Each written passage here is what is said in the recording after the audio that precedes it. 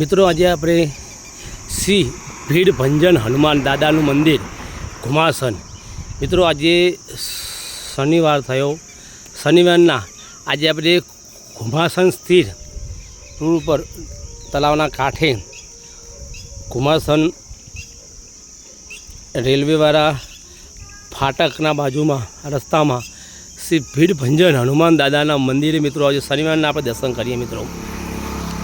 તો મિત્રો ચાલો હનુમાન દાદાના દર્શન કરવા માટે મિત્રો ચેનલ ઉપર નવા હોય તો મિત્રો ચેનલને સબસ્ક્રાઈબર લાઇક એન્ડ શેર કરજો મિત્રો। જય હનુમાન દાદા।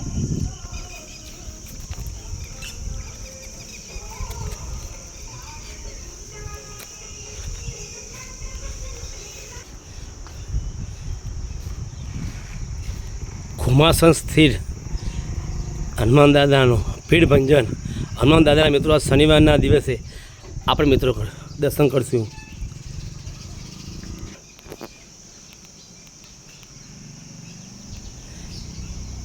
ભીડ ભંજન હનુમાન દાદાના મંદિરે આપણે જઈ રહ્યા છીએ મિત્રો। બાપુ હાજર જ છે, બાપુ અંદર હાજર જ છે સાક્ષાત।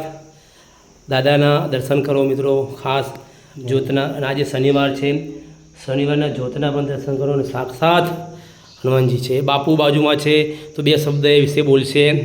બાપુ શું નામ તમારું પહેલાં? મારું નામ જયેશભાઈ। જયેશભાઈ, હા હા મારું નામ જયેશભાઈ ગોસ્વામી। હા બરોબર।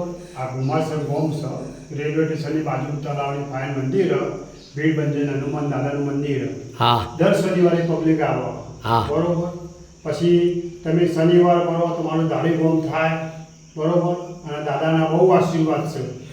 બરોબર। સરસ સરસ। આ તમે શનિવારના દિવસે પબ્લિક આવો અને તમારે મનોકામના દાદા પૂરી પાડે। સરસ તમે સારી માહિતી આપી દાદાની। ખરેખર સાક્ષાત આજે શનિવારના દિવસે મિત્રો દર્શન કરો, દાદાના ચરણ રજના પણ દર્શન કરો મિત્રો, દાદાના પગના દર્શન કરો, એ દર્શન કરો મિત્રો, એ દાદા દર્શન કરો। ભીડ ભંજન હનુમાન દાદા સરસ। બાપુએ સારી એવી માહિતી આપી। ઘુમાસન ગામના ભીડ ભંજન હનુમાન દાદા છે અને આજે શનિવારના દિવસે સરસ એવા દર્શન થયા। જ્યોતના દર્શન કરો મિત્રો, ખરેખર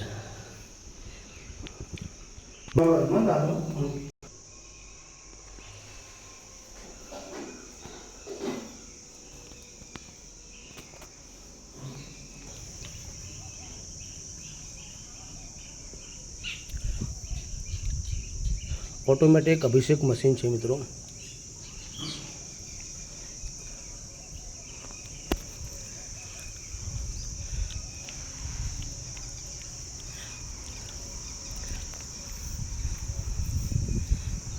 બાજુમાં પણ મંદિર આવેલું છે મિત્રો, ત્યાં બાજુમાં પણ આપણે દર્શન કરશું।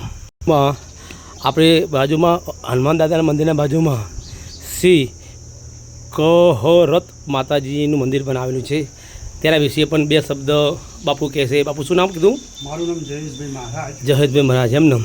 બરોબર। હવે કહર માતાનું મંદિરનું કહેવું એવું હોય કે આ 1000 વર્ષ મોરી હોય ગોમ હતું। હા હા બરોબર। એ ગોમમાં આહિરો વખતની મૂર્તિઓ જૂનામાં જૂની મળી 1000 વર્ષ મોરની 1000 થી 800 વર્ષની મૂર્તિઓ જૂનામાં જૂની કહર માતાનું મંદિર છે। પબ્લિક બહુ મોનર સાહેબ। બરોબર। અને એનું સતે છે સતે, એમ ને? હા સરસ, તમે સારી એવી માહિતી આપી।